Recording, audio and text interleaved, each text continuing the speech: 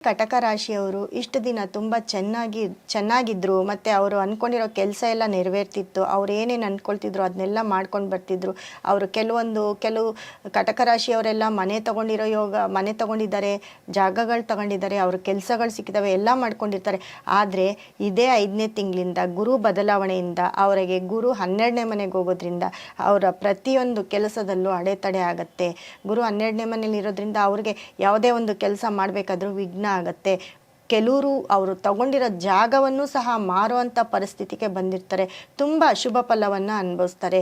ಮತ್ತು ಅವರು ಯಾರಾದರೂ ಮೆಡಿಕಲ್ ಮಾಡ್ಬೋದು. ಯಾಕಂದರೆ ಅವರ ಲಗ್ನಾಧಿಪತಿ ಬಂದು ಅವರು 9ನೇ ಮನೆಗೆ ಹೋಗಿದ್ದಾರೆ, ಭಾಗ್ಯಸ್ಥಾನದಲ್ಲಿದ್ದಾರೆ. ಆದರೆ ಅವರ ಒಂದು ಮನೆಯ ನೆಮ್ಮದಿಯಾಗಿ ಜೀವನ ನಡೆಸೋಕ್ಕೆ ತುಂಬ ಕಷ್ಟ ಆಗುತ್ತೆ. ಯಾವುದೇ ಒಂದು ಕೆಲಸ ಮಾಡಿದ್ರೂ ಅಡೆತಡೆ ಆಗುತ್ತೆ. ಅವರ 2ನೇ ಮನೆಯಲ್ಲಿ ಕೇತು ಇರ್ತಾರೆ, 12ನೇ ಮನೆಯಲ್ಲಿ ಗುರು ಇರ್ತಾರೆ. ಈ ಗುರು ಅವರ ಒಂದು ಗುರುಬಲ ಇಲ್ಲದೆ ಇರೋದಕ್ಕೆ, 12ನೇ ಮನೆ ವ್ಯಯಸ್ಥಾನದಲ್ಲಿ ಗುರು ಬಂದಿರೋದಕ್ಕೆ ಅವರಿಗೆ ತುಂಬ ಕಷ್ಟವಾದ ಒಂದು ಪರಿಸ್ಥಿತಿ ಏರ್ಪಡುತ್ತೆ.